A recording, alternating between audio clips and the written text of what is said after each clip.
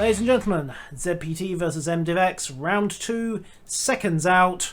ZPT fighting to stay in the match and the winner's bracket. And again, no real changes. Again, both teams have gone for the maximum of 2 Bensons and 1 Kutuzov. 1 carrier, of course. The 2 Ryozhus will be committing suicide. And we have North Carolinas and Armagis on both sides. Team lineouts essentially unchanged. So, let's get this show on the road. Kick up Discord, kick over to in-game, and engage. Which is also my welcome home to the wonderful world of manual dropping. Yoink and yoink. Yep, ladies and gentlemen, this is where you get to see your carriers torpedoing themselves. So we'll just set that run up for both carrier boats, and once they're into their torpedo runs, we can pull them back, land the planes, and then we'll all drown together. Carriers and fairies both. There goes Group 3, Group 4 will be right behind them. And while we're doing that, let's take a look at the overhead map. And it's the usual 3 points for Warrior's Path. ZPT this time, of course, are refusing point A. By the looks of it, they're heading down to points B and C to get maximum focus fire. With the exception, of course, of the Arpeggio Takao of Jay Figas. He's playing his harassment role and getting himself out to point A, just to provide that early bit of support, maybe a bit of area denial, and maybe, just maybe, a little bit of sneaky capping if MDIV-X decide not to bother with the point A cap as well. So there we go, that's 4 under flood. Here come the other 4, and once that's done, we should have 1 sinking flat top. Boom, there we go. I'd be proud of my accuracy if I wasn't aiming at myself.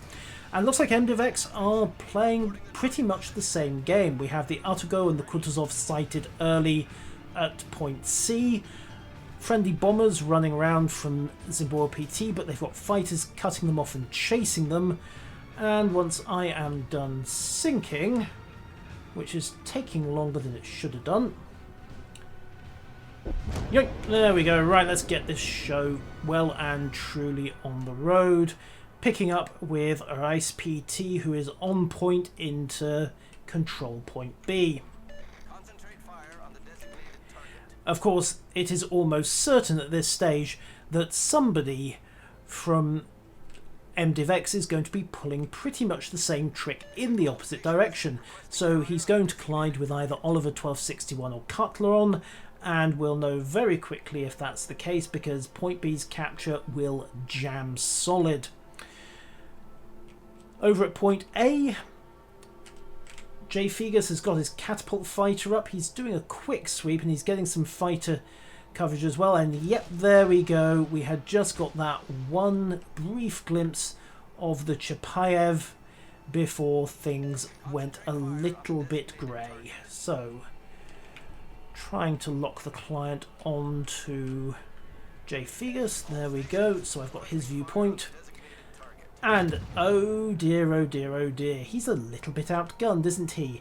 A's being capped. That means there's a destroyer in there because they can't see anything. There's a Chapayev. There's the Autogo of Denegi.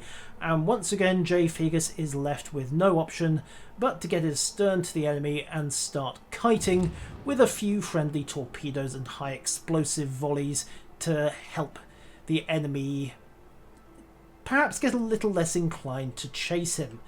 Unfortunately, he's on fire, so things aren't looking too good for him. He's outgunned at the very least 2-1. He has got bombers coming for him as well.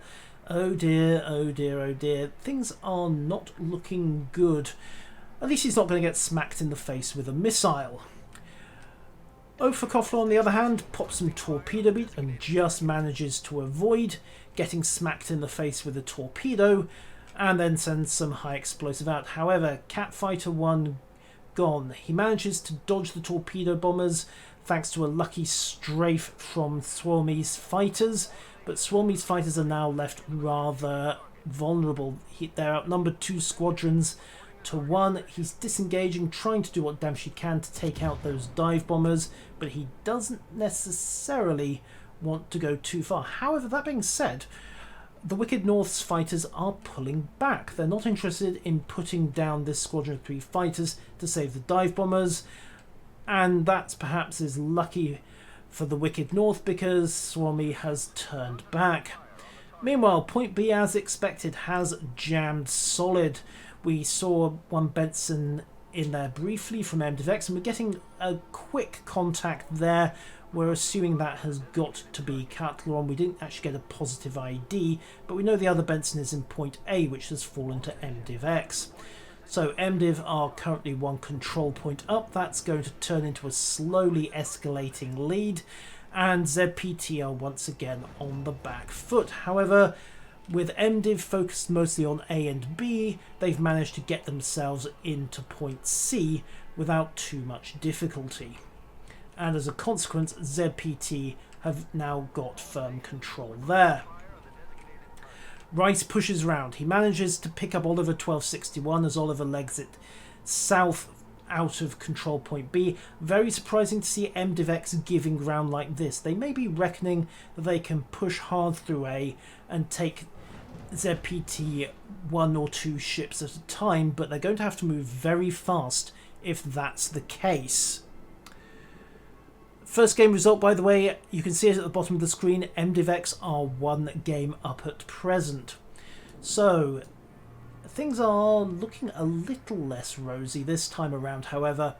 ZPT are pulling back that control point disadvantage. They've actually got 2 points at the moment, so the victory point total is slowly edging back into their favour. Andrzej and Tommy are both on fire, which is somewhat awkward for them.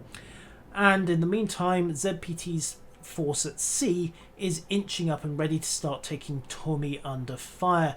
And in fact, it may well be that Fox Portuguese can get some sneaky shots into the Kutuzov Andrzej D303, but Andrzej has smoked up, and that's forced Fox Portuguese to switch his fire over onto Oliver 1261. That's long range and speculative in the extreme, but he lands 1 hit from the salvo and manages to get a bit of damage in there. Meanwhile, Point A is very firmly MIDV-X territory.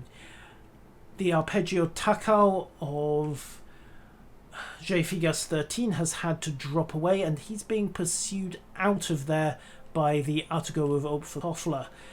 MIDV-X are surprisingly dispersed at this stage. If we pull back to the big picture view, you can see that ZPT are for the most part running a relatively tight deployment through B and C. And if ZPT were hoping to engage a few ships at a time, well, MIDV-X are kind of obliging them, as it happens. They've spread their forces in a wide arc across this map. We don't quite know where a good chunk of them are, of course, but at the moment I would say ZPT have got the better concentration of fire and of ships, and as a consequence Tommy 26 is now on fire again. He is about to start taking a lot of concentrated fire, although there is a bit of random shell fire just coming in from long range. The question is, can Swami Kahufi manage to capitalise on this concentration? Can he get his planes forward and provide the spotting that his teammates so desperately need to get the fire down onto the likes of Onkelknut? Because at the moment, it has to be said, the Wicked North is playing a very good denial game. He's managing to keep the ZPT aircraft relatively isolated, and that is our first genuine casualty of the match. Rurikon's Chapayev goes down to Gencon D's North Carolina. That is actually a fairly big deal, because if we check the team lists, yeah, that was their only radar ship, unless Falcon 007 is running a very unusual build, and I don't think he is. I think he is running the British Smoke. So right now, MIDV-X have managed to bag themselves a slight reconnaissance advantage if they decide to push up. And that might be exactly what we're about to see coming. Catleron is pushing in. He's been detected, of course, and Rice has put torpedoes in the water, but Rice is also detected and he's eating a burst of concentrated high explosive as a consequence. Catleron is shielded from return fire by those two islands. Rice knows it. Rice is legging it for cover. It's not going to break the spotting, but it does at least get him away from the enemy Benson. Single torpedo bomber comes in, manages to get the torpedo off just before it dumps. Torpedo is going to miss. The question is no, because there is a fighter squadron overhead as well. Rice is going to have to get into that smoke cloud to break contact, and then he's going to have to hope he can put that fire out. Of course, Catleron is still lurking. We last saw him coming round to the north. He's turned south. He's got the cap going. He's passed up the chance to come round the back of the smoke cloud and get torpedoes into this big honking target-rich environment at the centre here. Thordas, Rice, Falcon, if he'd put torpedoes into that cloud, it would have been nasty in the extreme. Uncle Nut has finally gone down to the concentrated fire of Paolo, Fox and Web Animal. Paleo, of course, popping a repair party to contain that fire. Then he pops his Damcon to get rid of it completely when the repair party ran out. He doesn't want to trade that much health away right now. And if it was looking good for Zimbora PT a couple of minutes ago, all of a sudden it isn't. They're now rather badly bottled up, and MDIV-X is starting to close the noose.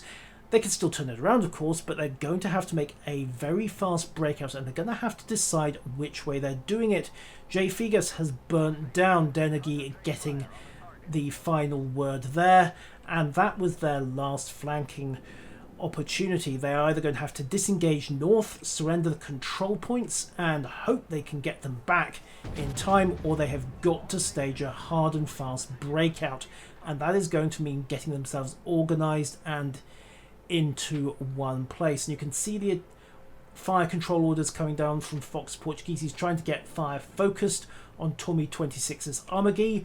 Not sure that's going to work out too well for him, but Tommy has managed to dodge that first arrow. He's ducked into smoke, so he's temporarily safe, and that is going to leave ZPT's eastern elements with a bit of a problem. They've got nothing to shoot at, with the possible exception of Gamecode, and he is a marginal shot at best, especially with, you guessed it, more smoke coming down. The Benson of Catleron there just spotted briefly, laying clouds to cover the North Carolina and buy him some time to fire unmolested. And ZPT, well, they are now well and truly boxed up. They're going to have to break out. They really have got to get a move on, because the longer they leave it, the more chance that at some point we're going to have a wee little case of what is known as torpedo soup, especially through this smoke cloud here at B. The other reason they need to move, of course, is that if they don't get a move on, well, right now MDIV-X are 2 control points up, and as a consequence, the longer ZPT leave it, the bigger a gap they've got to pull back, and they're already 2 ships and 200 points down with 7.5 minutes left on the clock. Rice is getting his torpedoes into the water. Now, it's a fair bet that there's going to be more coming the other way, but we haven't seen anything as yet, so maybe Catleron is either trying to find a decent position, or perhaps just isn't interested. Or maybe Opfer is eyeing up a radar opportunity here, because if that Chapayev gets much closer, then he is going to be able to pop his radar and light up this entire cluster. The enemy is about to win. Meanwhile, the smoke over at Point C is expiring. MDIV-X, of course, are quite content in some respects. Well, they can just sit back. They're being very not aggressive here, although Tommy really needs to get his torpedo beat on. He's probably going to eat one from this first salvo, and he does. He's turning in. Second and third salvos will likely miss as a consequence, but he's on 17,139 health, 16.8. He either didn't flood or he controlled it immediately. So as you can see, we've got the high X coming in from Fox. If that sets a fire, this could get very nasty for Tommy 26's Armagi. Meanwhile, back at point B, the smoke's expired. The cross drop from Heck has come through, and wow, ZPT were lucky only to lose, well, one ship straight off, maybe two. That's why MDIV-X were holding off. They were coordinating the monster cross drop that we just caught the tail end of. Falcon 007's popped his own smoke. He's got Hydro going. He's got Repair Party going. He's on fire. Fordas is desperately trying to get himself back into concealment, but that's in North Carolina, and he's really not gonna be able to duck nearly effectively enough to get out of the way, and no, he doesn't. Andej landing the kill shot there, and just like that, it has gone very, very badly wrong for Zimbora PT. They have got 3 ships left, 1 cruiser, 1 destroyer, and the Shokaku of Suomi, who has bagged a kill and salvaged some pride at least. And it's going to come down to pride, because right now he's being shot to pieces by, of all things, a Kutuzov. Well, there's absolutely nothing he can do about that. Has anyone got some sari to barbecue? No, it's just me. That's Spoodbeast Benson indeed. That Spoodbeast Benson is having himself some fun. Speaking of that Spoodbeast Benson, Web Animal is getting some torpedoes away, but at this point, with 955 on the clock for MDIV-X, it is pretty much game over, and that is that. MDIV-X win the match 2-0. They go into the winners bracket. ZPT are in the losers bracket.